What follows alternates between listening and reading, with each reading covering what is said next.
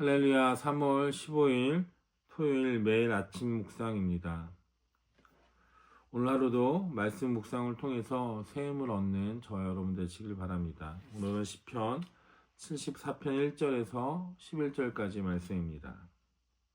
하나님, 어찌하여 우리를 이렇게 오랫동안 버리십니까? 어찌하여 주님의 목장에 있는 양떼에게서 진노를 거두지 않으십니까? 먼 옛날 주님께서 친히 값주고 사신 주님의 백성을 기억해 주십시오. 주님께서 친히 속량하셔서 주님의 것으로 삼으신 이 지파를 기억해 주십시오. 주님께서 거처로 삼으신 시온산을 기억해 주십시오. 원수들이 주님의 성소를 이렇게 훼손하였으니 영원히 폐허가 된 이곳으로 주님의 발걸음을 옮겨 놓아 주십시오. 주님의 대적들이 주님의 집회 장소 한가운데로 들어와서 승전가를 부르며 승리의 표로 깃대를 세웠습니다. 그들은 나무를 도끼로 마구 찍어내는 밀림의 벌목꾼과 같았습니다. 그들은 도끼와 쇠망치로 성소의 모든 장식품들을 찍어서 산산조각을 내었습니다. 주님의 성소에 불을 질러 땅에 뒤엎고 주님의 이름을 모시는 곳을 더럽혔습니다. 그들은 씨도 남기지 말고 전부 없애버리자 하고 마음먹고 이 땅에 있는 하나님을 만나 뵙는 장소를 모두 불살라 버렸습니다. 우리에게는 어떤 표징도 더 이상 보이지 않고 예언자도 더 이상 없으므로 우리 가운데서 아무도 이 일이 얼마나 오래 갈지를 아는 사람이 없습니다. 하나님, 우리를 모욕하는 저 대적자들을 언제까지 그대로 두시렵니까? 주님의 이름을 모독하는 저 원수를 언제까지 그대로 두시렵니까? 어찌하여 주님께서 주님의 손, 곧 오른손을 거두십니까? 주님의 품에서 빼시고 그들을 멸하십시오. 아멘. 우리가 살다 보면 이런 생각이 들 때가 있습니다. 왜 하나님은 가만히 계시지? 왜 하나님은 내 기도에 응답하지 않으시지? 우리가 하나님을 믿고 살아가는데도 현실은 늘 먹먹하고 넉넉하지 않은 것이 사실입니다. 악한 사람들은 잘 되고 정직하게 살려고 노력하는 사람들은 오히려 손해보는 것이 세상입니다. 어떤 때는 하나님이 침묵하는 것처럼 너무나 멀리 있는 것처럼 느껴질 때도 있습니다. 오늘 본문인 시편 74편도 이스라엘 백성이 그러한 하나님이 멀리 있는 것처럼 그리고 하나님이 침묵하신 것처럼 느껴질 때 드렸던 탄원 시입니다. 하나님의 성전이 파괴되고 나라가 무너지고 원수들이 기고만장하여서 이스라엘을 멸망까지 시켰던 그때에 시편 기자는 하나님께 어찌하여 가만히 계십니까? 라고 묻고 있습니다. 그런데 이 시편 74편을 보면 하나님께 버림받은 상황 속에서도 이스라엘 백성들은 여전히 하나님을 찾고 있다는 것을 알 수 있습니다. 이스라엘 백성들이 아무리 절망스러워도 다른 곳으로 간 것이 아니라 하나님께 답이 있다라는 사실만큼은 확실히 알고 있었다라는 것입니다. 오늘 이 말씀을 통해서 우리가 신앙생활하면서 하나님이 침묵하시는 것 같은 순간에 우리는 어떻게 이겨낼 수 있는지 함께 살펴보도록 하겠습니다. 1절 말씀에 보면 하나님 어찌하여 우리를 이렇게 오랫동안 버리십니까? 라고 이야기하고 있습니다. 이게 정말 솔직한 심정 아닙니까? 기도에도 변화가 없고 고난이 끝나지 않을 때 우리는 하나님이 나를 버리셨구나 라고 생각하기 쉽습니다.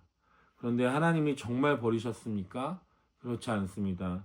오히려 이스라엘이 이런 상황에 처한 것은 하나님이 이스라엘을 버린 것이 아니라 이스라엘이 하나님을 버리고 이방신을 섬기고 죄악 가운데 빠졌기 때문이었습니다.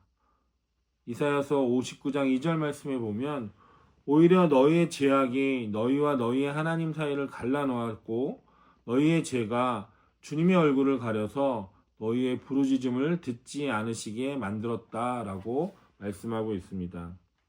하나님이 떠나신 것이 아니라 이스라엘이 먼저 하나님을 멀리했습니다. 오히려 하나님께서는 그런 이스라엘을 완전히 버리지 않으시고 오히려 기다리고 계셨다라는 것입니다. 우리도 마찬가지입니다. 삶이 힘들고 어려울 때 하나님이 멀리 계시다고 느낄 때가 있습니다. 우리는 하나님 어디 계십니까? 라고 묻기 전에 내가 하나님을 얼마나 가까이 했는지 뒤돌아봐야 될 줄로 믿습니다. 7절 말씀에 보면 주님의 성소에 불을 질러 땅에 뒤엎고 주님의 이름을 모시는 곳을 더럽혔습니다. 라고 기도합니다. 이 구절을 읽으면서 이스라엘 백성들은 얼마나 마음이 아팠을까요? 이스라엘 백성에게 성전은 단순한 건물이 아니었습니다. 그것은 하나님의 임재가 있는 곳이었고 하나님을 예배하는 곳이었습니다. 그런데 그 성전이 불타고 이방인들이 함부로 짓밟고 아무도 하나님을 예배할 수 없게끔 만들어버렸습니다. 이스라엘은 큰 충격과 상실감에 빠졌습니다. 그런데 여기서 중요한 점은 하나님이 성전에만 계시는 분이 아니라는 것입니다. 성전이 무너졌다고 하나님이 죽으신 것도 아니고 하나님이 사라지신 것도 아닙니다.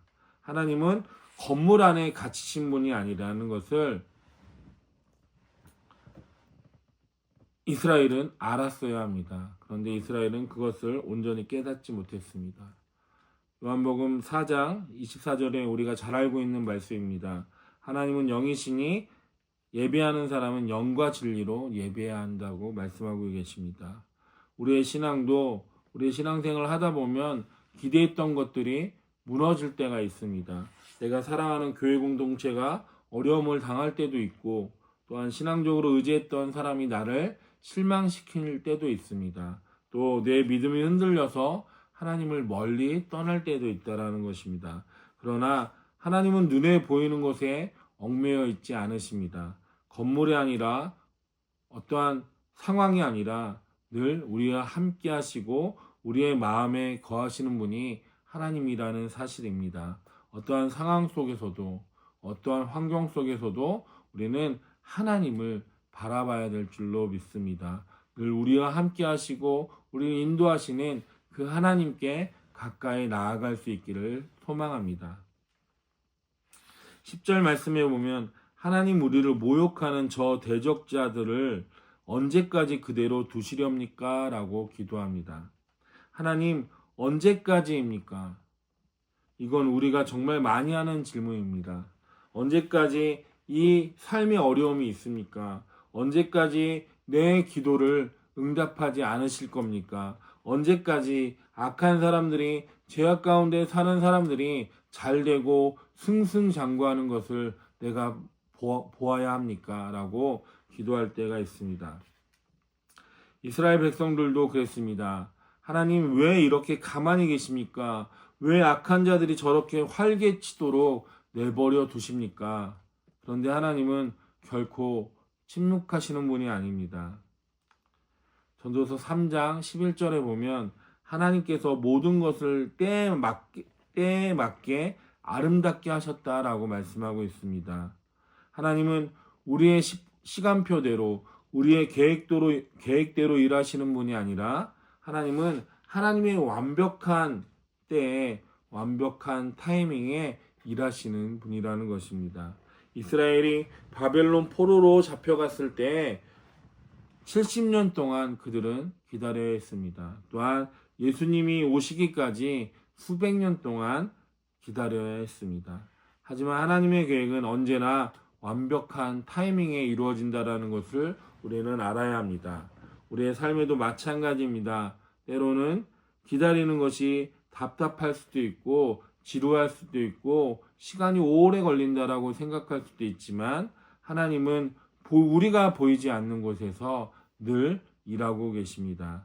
그래서 이사야서 40장 31절 말씀에 보면 그러나 주님을 신뢰하는 사람은 새 힘을 얻고 독수리가 날개치며 올라가듯이 올라갈 것이며 달려가도 지치지 아니하고 걸어가도 피곤하지 않을 것이다. 우리가 할 일은 하나님을 신뢰하고 끝까지 믿음을 지키는 것입니다.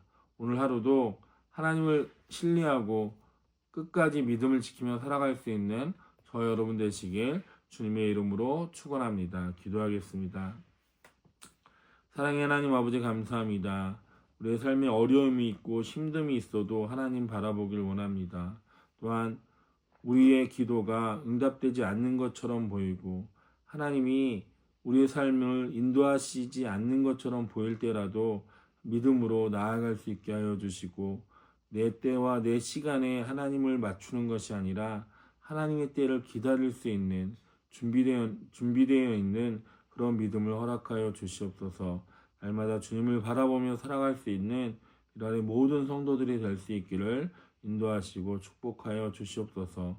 모든 것 감사드리며 예수님의 이름으로 기도드립니다. 아멘.